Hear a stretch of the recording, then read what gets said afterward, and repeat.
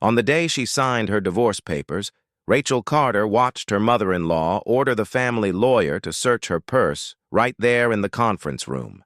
The accusation was theft, heirloom silverware, supposedly hidden in her bag.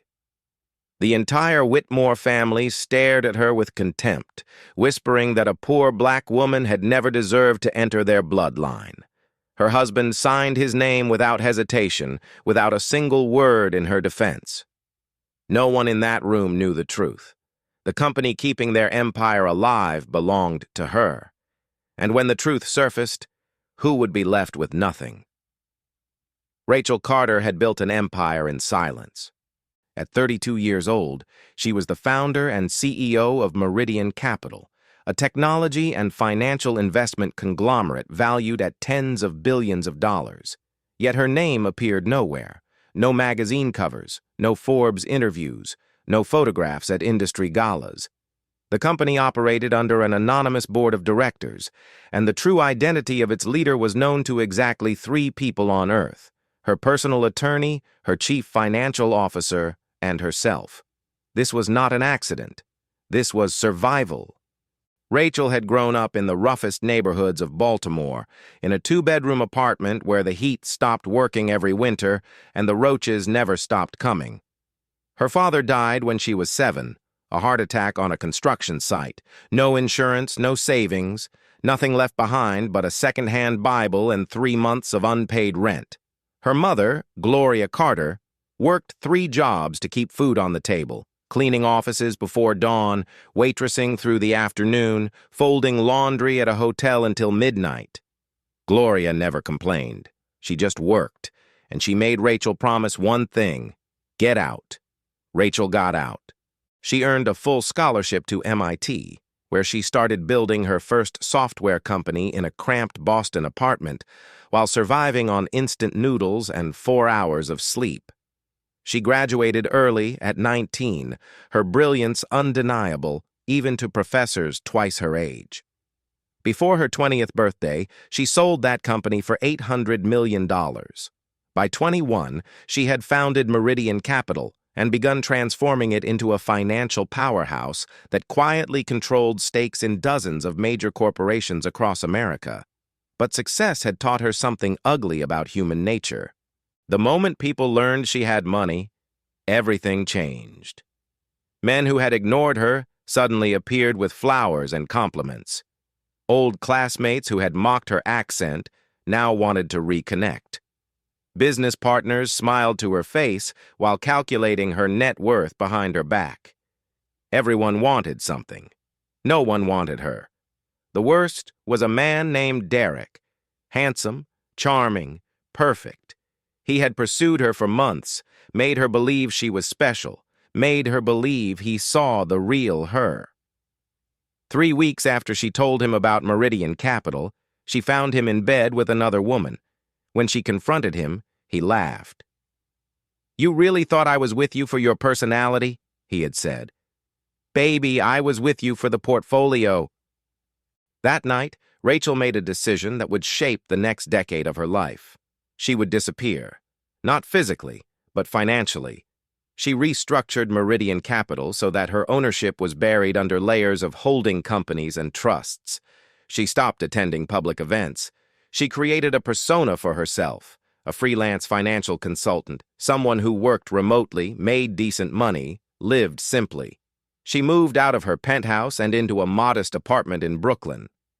She traded her designer clothes for thrift store finds. She drove a 10-year-old Honda instead of the Mercedes, sitting unused in a private garage. And she made herself a promise. If anyone ever loved her again, they would love her with nothing. They would love the woman, not the wallet. That was the woman Ethan Whitmore met in a coffee shop on a rainy Tuesday afternoon. Ethan Whitmore was everything Rachel had told herself to avoid. He was 34 years old, the only son of Richard and Margaret Whitmore, heirs to a real estate and financial empire that had dominated East Coast high society for 3 generations. He had attended the finest prep schools, graduated from Yale, and stepped into an executive position at Whitmore Holdings before his 25th birthday. His face had appeared in society magazines since childhood. His name opened every door in Manhattan. But on that rainy Tuesday, Ethan was not thinking about doors or dynasties. He was thinking about escape. He had just walked out of a charity gala his mother had organized.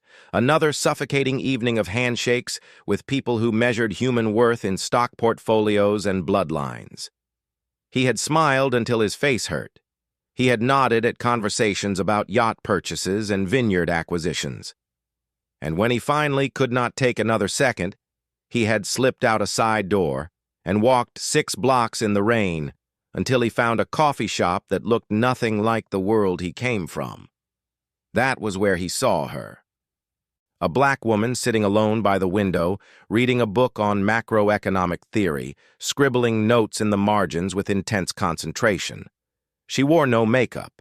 Her clothes were simple, a worn sweater, faded jeans. She did not look up when he entered.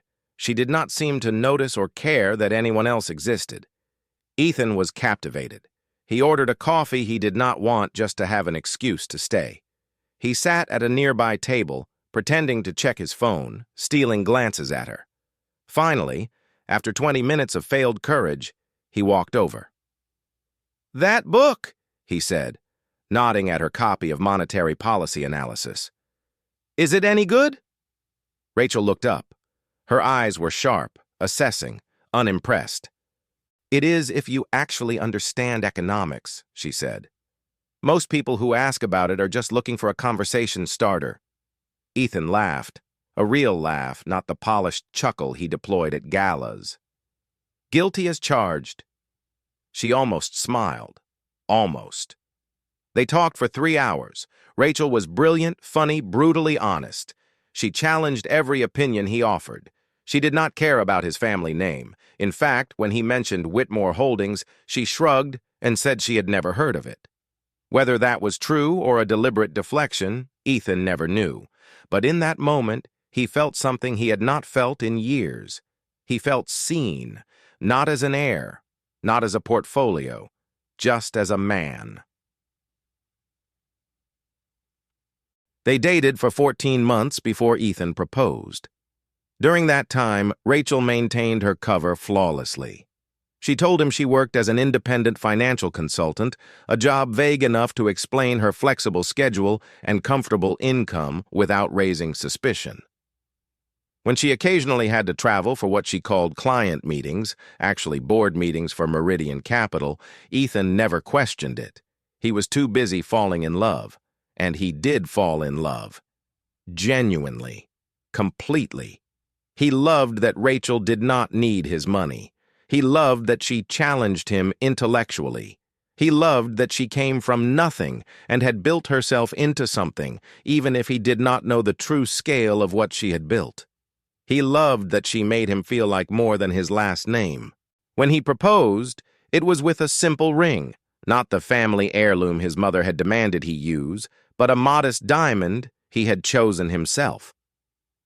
"I picked this because it reminded me of you," he told her, kneeling in the same coffee shop where they had met. Simple, beautiful, real. Rachel said yes, and for one perfect moment she believed she had finally found what she had been searching for, someone who loved her for exactly who she was. She did not know that moment would be the last purely happy memory she would ever have with Ethan Whitmore. The Whitmore family made their disapproval clear from the beginning. Margaret Whitmore, Ethan's mother, was a woman who had spent 60 years believing that bloodline determined worth. She looked at Rachel and saw an intruder, a poor black woman who had somehow bewitched her son into abandoning his proper place in society. She smiled politely at the wedding, but her eyes were ice. Richard Whitmore, Ethan's father, was more direct. At the rehearsal dinner, he had pulled Ethan aside and said words that would echo through their marriage. "This is a mistake," Richard had warned. "She is not one of us. She will never be one of us. And when this falls apart, do not expect the family to clean up your mess." Charlotte Whitmore, Ethan's younger sister, did not even pretend to approve. At the wedding reception, she had approached Rachel with a champagne glass in hand and a smile that did not reach her eyes. "Welcome to the family," Charlotte had said. "Enjoy it while it lasts." Rachel had smiled back, calm and steady. "I intend to," she replied. But inside, she felt the first cold whisper of doubt. She had married Ethan because she loved him. She had believed he would protect her from his family's cruelty. She did not yet know how wrong she was. The first year of their marriage was everything Rachel had dreamed it could be. Ethan defended her against his family's subtle cruelties. When Margaret made pointed comments about Rachel's background at dinner parties, Ethan would steer the conversation elsewhere. When Richard questioned whether Rachel was contributing anything to the family, Ethan reminded his father that love was not a business transaction. When Charlotte whispered insults just loud enough to be heard, Ethan told his sister to keep her opinions to herself. Rachel believed she had chosen right. She believed Ethan was different. But belief has an expiration date. The second year brought cracks. Small ones at first, barely visible, easy to ignore. Ethan started working longer hours, attending more family functions without her. He stopped defending her at dinners, choosing silence instead. When Margaret criticized Rachel's cooking, Ethan said nothing. When Richard made a joke about welfare queens, Ethan looked away. By the third year, the cracks had become chasms. Rachel noticed the changes in Ethan's behavior. The late nights he claimed were business meetings, the phone calls he took in other rooms, the way he flinched when she touched him unexpectedly. She told herself she was imagining things. She told herself the pressure from his family was temporary. She told herself that the man who had knelt in a coffee shop with a simple ring was still in there somewhere. She was wrong. On a cold morning in November, Ethan sat across from her at their kitchen table and spoke the words that shattered 3 years of hope. "I want a divorce." His voice was flat, rehearsed, empty of the warmth she once knew. He explained that their marriage no longer fit the family's image. He explained that he had made a mistake. He explained that it was time for both of them to move on. He did not explain the real reason. He did not need to. Rachel already knew. She had seen the photograph 2 weeks earlier, Ethan at a charity gala, his hand on the waist of a blonde woman in a red dress, their bodies too close for business, their smiles too intimate for friendship. The woman's name was Victoria Ashford, daughter of one of Whitmore Holdings' largest partners. She was everything the Whitmore family wanted: white, wealthy, connected, controllable. Rachel did not confront Ethan about the photograph. She simply waited. And now, watching him ask for a divorce with the same casual tone he might use to order coffee, she understood the full scope of her mistake. She had given him her heart believing he would protect it. He had crushed it without a second thought. The divorce proceeding was designed to humiliate her. The Whitmore family arrived in force. Richard, Margaret, Charlotte, and a team of lawyers whose hourly rates probably exceeded what Rachel's mother had earned in a year. They gathered in a conference room on the 42nd floor of a Manhattan law firm, surrounded by mahogany furniture and oil paintings of dead white men who had once owned everything they surveyed. Rachel arrived alone. The family's lawyer, a silver-haired man named Jonathan Price, slid a document across the table before she had even sat down. "This is a standard dissolution agreement," he said, his tone suggesting that Rachel was too simple to understand the words.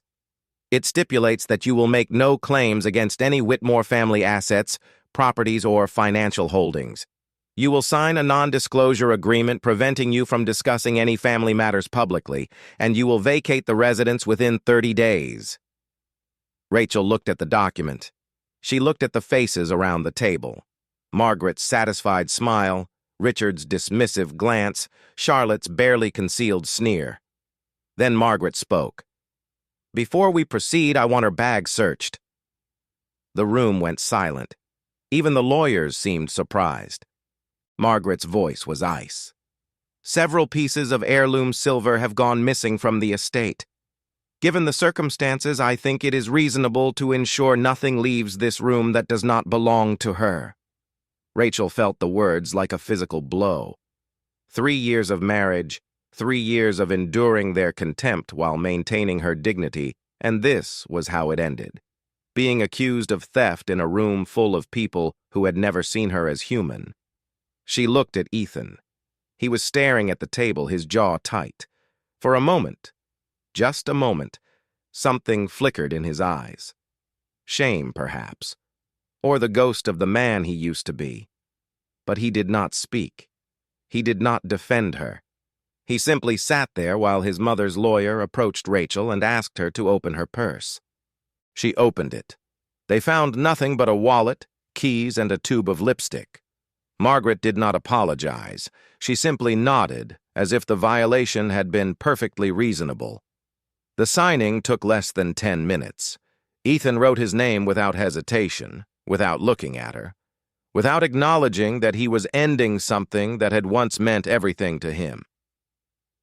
When it was done, Rachel stood. She looked at each of them.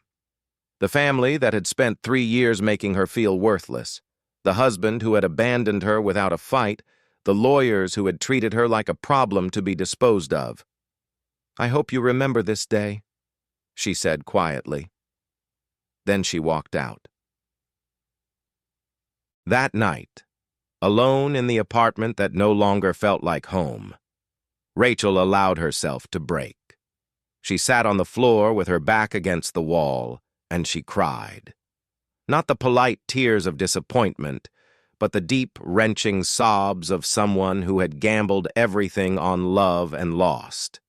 She cried for the woman who had believed in fairy tales. She cried for the mother who had worked 3 jobs so her daughter could have a better life. She cried for every moment she had spent pretending to be less than she was, hoping it would make her worthy of being loved. In the darkness, memories surfaced unbidden. She remembered the night Ethan proposed, how he had trembled slightly as he knelt, how his voice had cracked when he said he wanted to spend his life with her.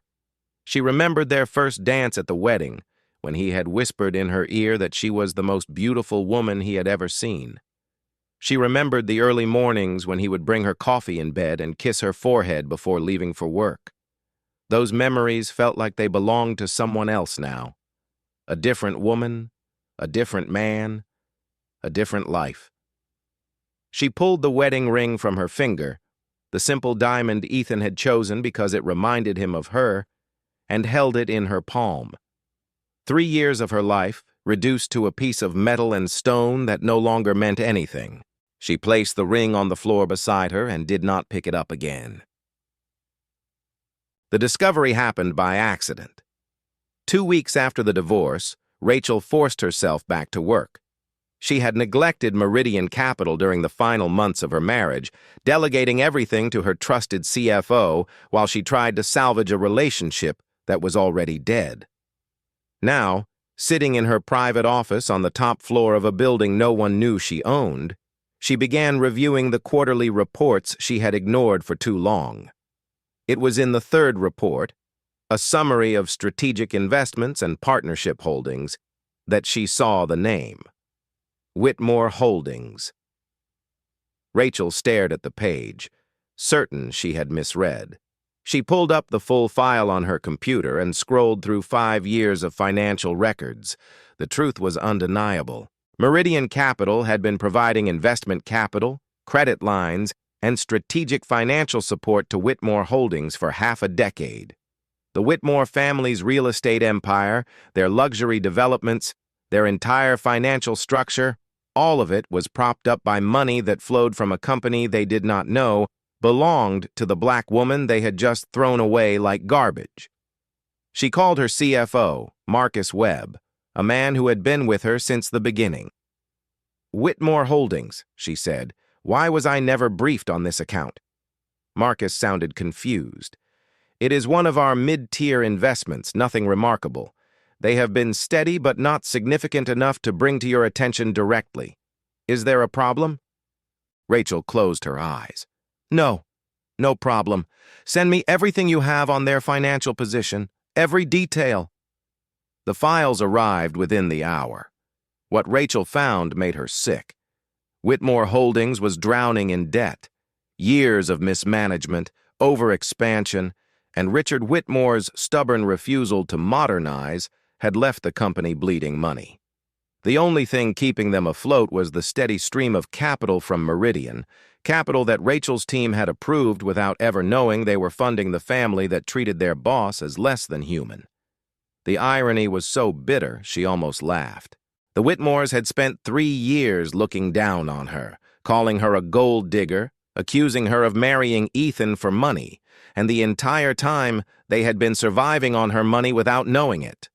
Every champagne toast at their galas, every designer gown Margaret wore to charity events, every luxury car in their garage, all of it had been subsidized by the woman they believed was worthless. The second revelation came 3 days later. Rachel had hired a private investigator, not out of revenge, but out of a need to understand. She wanted to know how long Ethan had been lying. She wanted to know when the man she loved had become the stranger who signed away their marriage without a word. The investigator's report was thorough. Too thorough. Ethan's affair with Victoria Ashford had begun 18 months earlier. Not weeks before the divorce, but more than a year into their marriage. The relationship had been carefully hidden at first, conducted in hotels outside the city, disguised as business trips. But as time passed, Ethan had grown careless. Or perhaps he simply stopped caring. But that was not the worst of it. The report also revealed that the Whitmore family had hired their own investigators 6 months before the divorce. They had been digging into Rachel's background, searching for evidence that she was a fraud, a criminal, a con artist, anything that would justify their hatred and give them grounds to force Ethan to leave her. They had found nothing, because there was nothing to find. Rachel Carter had built her empire legally, ethically, through intelligence and relentless work. But the absence of evidence had not changed their conclusion. They had simply decided to remove her anyway. The truth crystallized in Rachel's mind with painful clarity. The Whitmores had never needed proof that she was unworthy. They had decided she was unworthy the moment they saw the color of her skin. Everything else, the investigations, the accusations, the humiliation in the conference room, had been theater designed to justify a verdict they had reached before she ever spoke a word. They did not want the truth. They only wanted permission to destroy her, and now Rachel held the power to destroy them instead. The power to destroy someone is not the same as the will to do it. Rachel spent 3 weeks staring at the files on her desk, knowing she could end the Whitmore family with a single phone call. She could withdraw Meridian's funding, trigger the default clauses in their loan agreements, and watch their empire crumble into dust. It would be easy. It would be justified. It would be exactly what they deserved. And yet, she could not bring herself to make the call. Late one night, alone in her office overlooking the Manhattan skyline, Rachel confronted the question she had been avoiding since the day she discovered the truth. If she destroyed them, what would that make her? She thought about her mother, Gloria Carter, who had worked herself to exhaustion so her daughter could have a future. Gloria had never been bitter about her circumstances. She had never sought revenge against the landlords who raised the rent or the employers who paid her less than she deserved. She had simply kept moving forward, kept building, kept believing that hard work and dignity would eventually prevail. Before she died, Gloria had given Rachel one piece of advice that had stayed with her through every triumph and every heartbreak. Baby girl, do not ever let the pain they cause you turn you into someone you would not recognize. The world will hurt you. People will betray you. But your character belongs to you, and no one can take it unless you hand it over. Rachel stood at the window, her reflection ghost-like against the city lights, and asked herself whether revenge would require her to hand over everything she had fought to become. The answer did not come easily. Part of her wanted the Whitmores to suffer. Part of her wanted Ethan to wake up every morning knowing he had thrown away the only person who ever loved him for himself. Part of her wanted Margaret to feel the humiliation of poverty the way Rachel had felt the humiliation of that conference room. But another part, the part that still remembered the girl from Baltimore who had promised herself she would never become cruel, hesitated. Destroying them would not undo the damage. It would not erase the memory of her purse being searched like a criminal's. It would not restore the 3 years she had spent loving a man who lacked the courage to love her back. Revenge might feel satisfying in the moment, but it would not heal anything. Rachel made her decision. She would not destroy the Whitmores. She would simply stop saving them. She would withdraw her support and let gravity do the rest. If they fell, it would be because of their own choices, their own failures, their own arrogance. She would not push them off the cliff, but she would not catch them either. That was not revenge. That was justice. The Whitmore empire began to collapse on a Tuesday morning in March. Richard Whitmore had spent decades building relationships with bankers who looked the other way when quarterly reports disappointed. He had cultivated friendships with investors who trusted the Whitmore name more than they trusted financial statements. He had assumed that reputation would always be enough. He was wrong. When Meridian Capital quietly began reducing its exposure to Whitmore Holdings, nothing dramatic, just a gradual tightening of credit lines and a reluctance to approve new funding requests, the other dominoes started falling. Banks that had been patient suddenly demanded repayment. Partners who had been flexible suddenly insisted on renegotiating terms. The financial world operated on confidence, and when confidence wavered, everything wavered with it. Within 6 weeks, Whitmore Holdings was hemorrhaging money faster than Richard could find new sources. The company's stock price dropped by 40%. 3 major development projects stalled when contractors refused to work without guaranteed payment. The business press, which had long treated the Whitmores as untouchable aristocrats, began publishing articles about the family's questionable accounting practices and over-leveraged investments. Richard called every contact he had. He begged for meetings with investors who had once competed for his attention. He promised reforms, restructuring, anything to stop the bleeding. But money has no loyalty, and the people who had once been eager to associate with the Whitmore name now wanted nothing to do with a sinking ship. In desperation, Richard's advisors suggested one final option: approach Meridian Capital directly. The mysterious investment firm had been their most reliable supporter for years. If anyone could save them, it would be whoever controlled that company. Richard agreed. He did not know that he was about to walk into a meeting with the woman his family had humiliated just months before. The meeting was scheduled for a Friday afternoon in the Meridian Capital boardroom. Rachel had considered refusing. She had considered sending her lawyers to deliver the news that Meridian would not be extending any further support. She had considered never revealing herself at all, letting the Whitmores collapse without ever knowing who had pulled the foundation out from under them. But something inside her needed them to see, not for revenge, but for truth. They had spent 3 years looking at her and seeing nothing. They deserved to finally understand exactly what they had missed. The Whitmore family arrived together, Richard in his custom suit, Margaret in her designer dress, Charlotte with her perpetual expression of disdain, and Ethan, pale, tired, visibly stressed in a way Rachel had never seen during their marriage. They brought lawyers and financial advisors, an army of professionals assembled to negotiate the salvation of everything they had built. They were escorted to the executive floor and shown into a conference room with floor-to-ceiling windows overlooking the city. Coffee was offered, documents were arranged, everyone settled into their seats, waiting for the meeting to begin. When the door opened again, the room fell silent.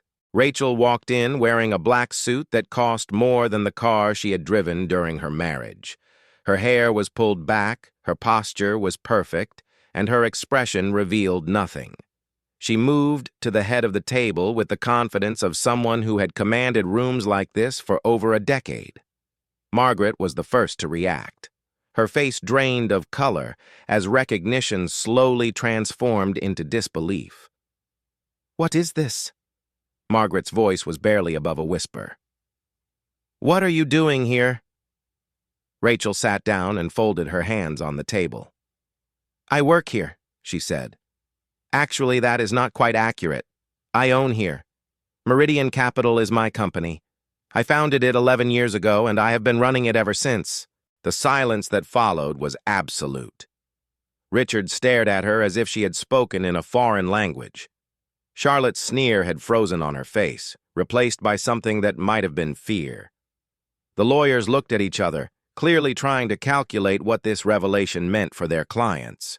And Ethan looked like a man watching his entire understanding of reality collapse. "That is not possible," Richard finally managed. You are a poor black woman who married above her station?" Rachel finished the sentence he could not. "A gold digger who contributed nothing to your family? A charity case your son picked up out of misguided sympathy?" She reached into a folder and began laying documents on the table. "These are the financial records showing that Meridian Capital has provided over $200 million in investment and credit support to Whitmore Holdings over the past 5 years. Every development project you completed during that time, every acquisition, every expansion, all of it was made possible by capital that originated from this company. My company." She looked at Margaret directly. "The gala where you announced your new arts foundation? My money paid for the catering. The renovation of your summer house in the Hamptons? My money covered the overruns. The private school tuition for your grandchildren? Subsidized by profits that flowed through credit lines I approved." Margaret's mouth opened and closed, but no sound came out. "You spent 3 years treating me like I was worthless," Rachel continued. "You searched my purse for stolen silverware. You hired investigators to find evidence that I was a fraud. You convinced your son to throw away his marriage because you believed I was beneath your family." She let the words settle before delivering the final truth.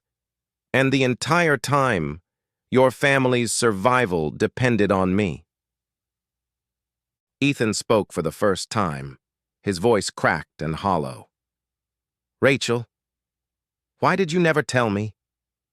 She turned to face the man she had once loved more than anything in the world.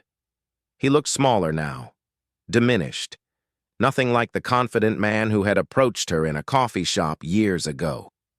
"Because I wanted you to love me when I had nothing," she said. "I spent my whole life watching people change when they found out about my money. I wanted to know if real love was possible. Love that had nothing to do with what I could provide." Her voice softened slightly, and for a moment the boardroom disappeared and it was just the two of them. "You had me, Ethan. All of me. I would have given up everything, the company, the money, all of it, if you had just chosen me. But you did not choose me. You chose them." She gestured toward his family without looking at them. "You watched your mother humiliate me and you said nothing.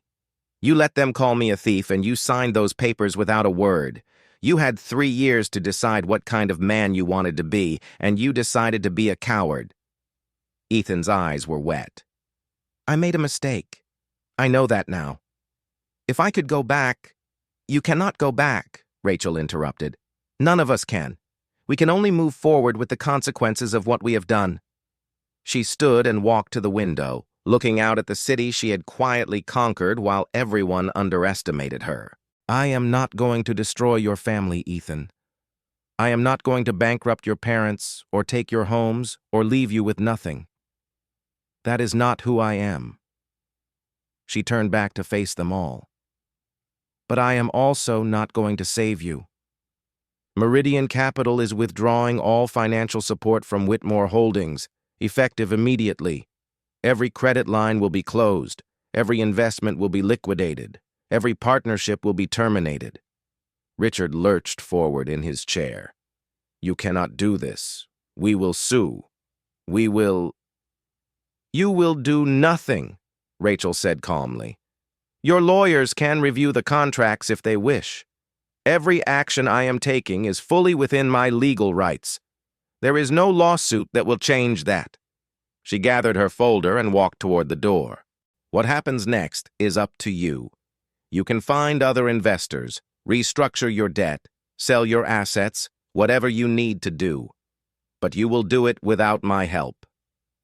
At the door, she stopped and looked back one final time. You looked at me and saw nothing. Remember that when you are trying to understand how you lost everything. The months that followed were exactly as Rachel had predicted. Whitmore Holdings declared bankruptcy before summer. Richard and Margaret were forced to sell their Manhattan townhouse, their Hamptons estate, and most of their art collection. Charlotte, who had never worked a day in her life, found herself facing a world that did not care about her last name or her social connections. Victoria Ashford ended her relationship with Ethan within a week of the Meridian meeting. It turned out she had been attracted to his family's wealth, not to him. Without the promise of inheritance, Ethan held no interest for her. Ethan himself was left with the hardest burden of all, the knowledge of what he had thrown away. He had divorced a woman he thought was ordinary, only to discover she was extraordinary. He had chosen his family's approval over his wife's love, and his family had led him straight into ruin. He had everything he thought he wanted, and he had lost the only thing that ever truly mattered. 6 months after the meeting, Rachel walked into a small coffee shop in Brooklyn. It was the same shop where she had met Ethan years ago, with the same worn tables and the same quiet atmosphere. She ordered a coffee, sat by the window, and opened her laptop to review some documents. A young man at the next table glanced at her curiously, but said nothing. He did not recognize her. He had no idea that the woman in the simple sweater and jeans commanded one of the largest investment firms in America. That was exactly how Rachel wanted it. She thought about her mother, who had never lived to see her daughter's success. She thought about the girl she had been, poor, determined, desperate to prove that she was worth something. She thought about the woman she had become, wealthy beyond measure, respected by everyone who knew her true identity, and finally at peace. She had not needed the Whitmores to validate her worth. She had never needed anyone's approval but her own. The only mistake she had made was forgetting that for 3 years while she tried to earn love from people who were incapable of giving it. That mistake was behind her now. Rachel looked out the window at the Brooklyn street, at the ordinary people living ordinary lives, and she smiled. She had built an empire. She had survived betrayal. She had faced the people who hurt her and walked away with her dignity intact. And now, finally, she was free. The world would always underestimate women who looked like her. That was not something she could change, but she had learned something valuable from the experience. Being underestimated was not a weakness. It was an advantage, and she intended to use it for the rest of her life. She finished her coffee, closed her laptop, and stepped back out into the city. The story was over. Her life was just beginning. So that's Rachel's story. A woman who proved that silence can be the most powerful weapon of all. Now I'm curious about you. Where are you watching from right now? Drop your city or country in the comments. I love seeing how far these stories travel. And if this one hit different for you, if you felt that satisfying moment when the truth finally came out, go ahead and hit that subscribe button. I've got more stories like this coming, and trust me, you don't want to miss what's next. See you in the next one.